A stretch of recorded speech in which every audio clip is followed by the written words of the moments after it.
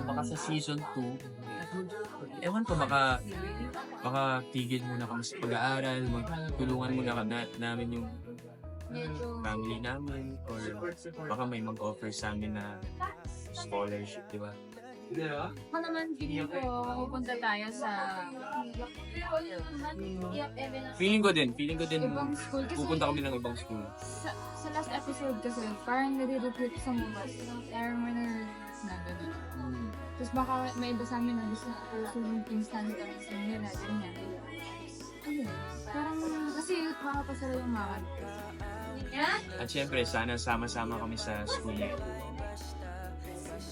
Bigger school. Syempre, sana bagong more cast, bagong mga miyembro sa Maka. Tsaka makaba pa yung story. Kasi, di ba yung sa episode, parang meron pang, hindi ko marami Oo, madami pang mga kailangang abangan. Parang pang action.